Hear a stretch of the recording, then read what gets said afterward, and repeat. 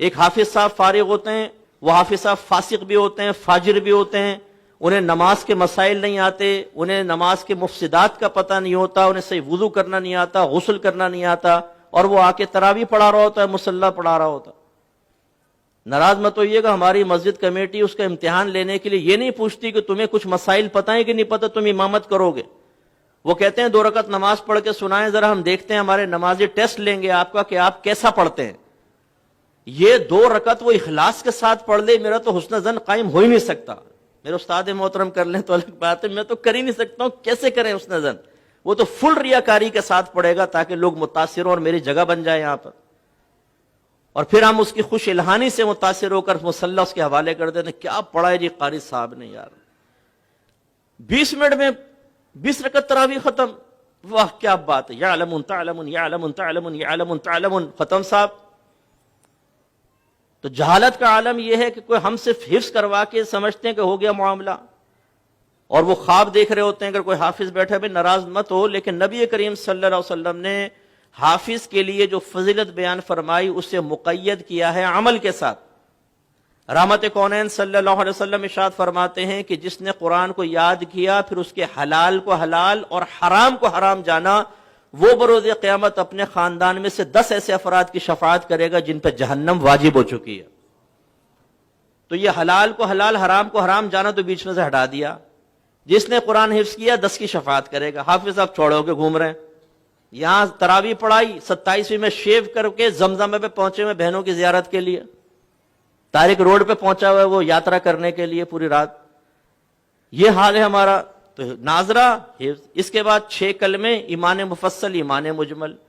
یہ 6 کلمے نبی کریم سے منقول نہیں ہے، تو بعد کی ایجادات ہیں۔ ایمان مفصل، ایمان مجمل بعد کی ایجاد ہے، یہ بھی نہ یاد کریں آپ 6 کلمے۔ یہ جو بے وقوف قسم کے بعض لوگ ہوتے ہیں جو ان 6 کلموں کو کسی انسان کے مذہبی ہونے کا معیار قرار دیتے ہیں۔ اچھا دوسرا کلمہ سناؤ ذرا، آپ نے سنا؟ ہاں ٹھیک ہے ٹھیک ہے ٹھیک۔ اچھا چھٹا کلمہ سناؤ، سنا دی، واہ واہ ماشاء اللہ، بھائی اس کلمے سے کیا ہوگا؟ اچھا ترجمہ پوچھ لو ذرا، رٹا ہوا ترجمہ بھی سنا دے، تشریح پوچھ لو ذرا، کچھ پتا نہیں۔ تو سمجھانا یہ مقصود ہے کہ ہم لوگوں نے اس وقت جہالت اتنی عام ہے، اور وجہ اس کی کیا ہے کہ ہم نے چند چیزوں کو دین کا نام دے دیا بس۔ ہمارے مدارس کے اندر جو حفظ قرآن کے اس میں بھی ایسے ہو رہا ہے کہ بچوں کو حفظ ناظرہ کروا دیا، اس کے بعد مسائل نہیں، نتیجہ نکلتا ہے کہ معاشرے میں جہالت کی وجہ سے بگاڑ پیدا ہوتا۔